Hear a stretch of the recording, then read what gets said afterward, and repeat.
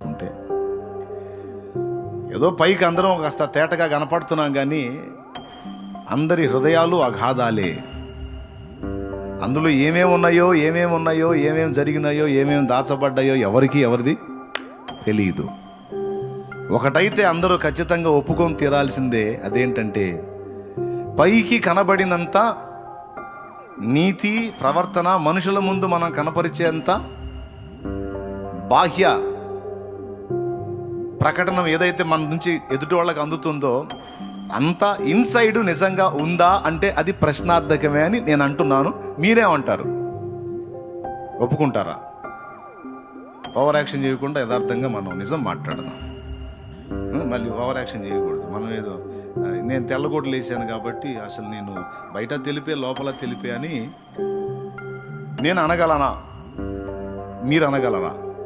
ఒకవేళ అనే దమ్ము ధైర్యం ఎవరికి నుండి చెయ్యొద్దండి. నేను గుర్తుపెట్టుకొని గజమాలు తెప్పిస్తాను, మీకు క్రేన్ పెట్టి వేపిస్తాను. దేవునికి స్తోత్రం, హల్లెలూయా.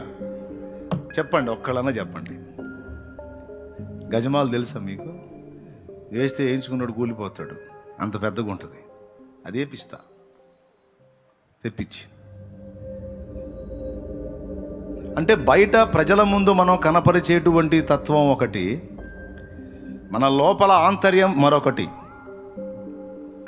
బహుశా ఒకవేళ మనం విచ్చలవిడిగా అడ్డదిడ్డమైన పనులు చేయకపోవచ్చు, కానీ మన శరీర సంబంధమైన జీవన విధానంలో, మన ఆంతర్యంలో శరీరాన్ని బట్టి కలిగే ఆలోచనలు, కోరికలు, వాంఛలు, తలంపులు, కొన్నిసార్లు పర్సనల్గా మనం చేసే ఆలోచనలు, కొన్నిసార్లు కొంతమంది బయటికి పెద్ద మనుషులు ఇళ్లలో వాళ్ళ విశ్వరూపం తెలిసిద్ది, కుటుంబీకులకు తెలిసిద్ది.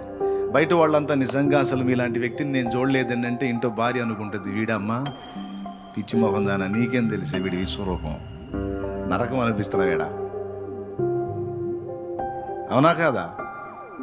భర్తని వేరే ఆమె వచ్చి పొగుడుతూ ఉంటే భార్య జాలిగా ఆమెకి వెళ్ళి చూస్తుంటుంది. నువ్వు రావాల్సిందమ్మా ఈ ప్లేస్లోకి, నీ దినం చేసి పిండం పెట్టేవాడు వీడు. వీడు బయట అవతారాన్ని చూసి నిజమని నమ్ముతున్నావా నువ్వు? అమ్మో వీడు భయంకరుడు. దేవునికి స్తోత్రం, హల్లెలూయా.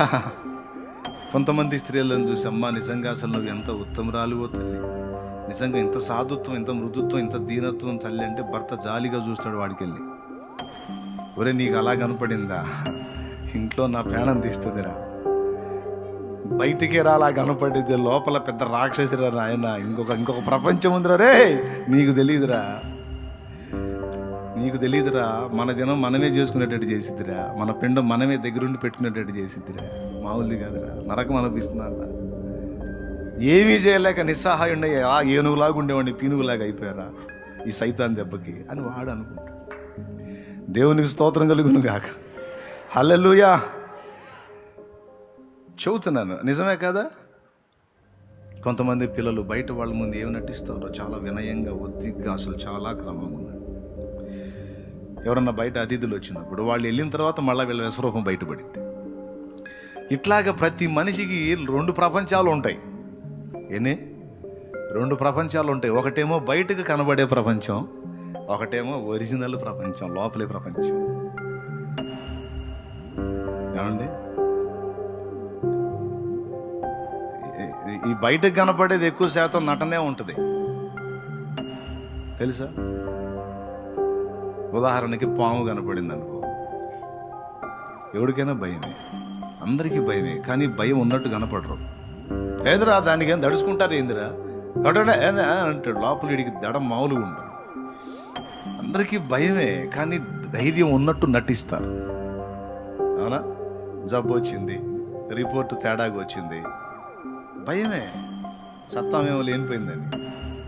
బయటికి మాత్రం ధైర్యం, ఏం కాదు నాకేముండదు, ఏమైంది ఏం కాదు, లోపల అల్లాడిపోతుంటుంది వ్యవహారం.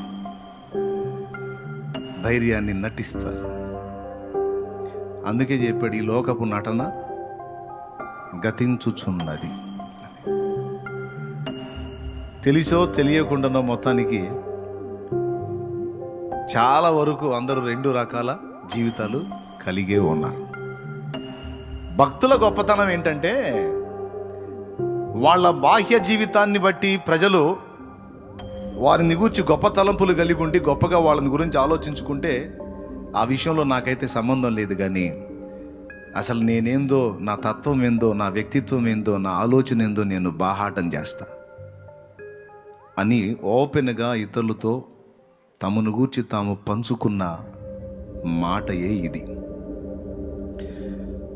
మంచివాడినని నువ్వు మోసపోవద్దురా, మంచివాణ్ణి అని నువ్వు గర్వివి కావద్దు. ఇక్కడ పాయింట్ ఏంటంటే, ఏ కొంచెము మంచి మనలో ఉన్నా, ఏ కొద్దిగా మంచి ప్రవర్తన మనం కలిగి ఉన్నా, సహజంగా మనలో ఒక తత్వం ఏర్పడిద్ది. ఏంటంటే, మన మంచిని, మన నీతిని, మన భక్తిని, మన పవిత్రతను, పరిశుద్ధతను గూర్చిన గర్వం. అసలు అది మనలో ఉందన్న విషయమే మనకు తెలియదు, కానీ ఖచ్చితంగా మనలో ఏర్పడిద్ది అది. ఒకడు తన పరిశుద్ధతను బట్టో, తన మంచితనాన్ని బట్టో, తన సత్ప్రవర్తనను బట్టో, తన నీతిని బట్టో, తన భక్తిని బట్టో, తన తగ్గింపును బట్టో, తన ప్రేమను బట్టో, తనలో ఉన్న సుగుణాలు దేన్ని బట్టైనా ఒక మనిషికి తనను గూర్చి తనకు గొప్ప తలంపులు ఉండే అవకాశం తప్పనిసరిగా ఉంది. దీన్ని బట్టి మనుషుడు తన్ను గూర్చి తాను యోగ్యుణ్ణి అనే అభిప్రాయానికి వచ్చి, తన్ను గూర్చి తాను గొప్ప తలంపులు కలిగి ఉండి, తన ప్రవర్తనలోని నీతిని బట్టి గర్వహృదయురాలిగా మారే అవకాశం ఉంది. దేవునికి బాగా అసహ్యం కలిగించేది గర్వం. అందుకని దేవుడు మనకు ఒక పాఠాన్ని నేర్పుతున్నాడు.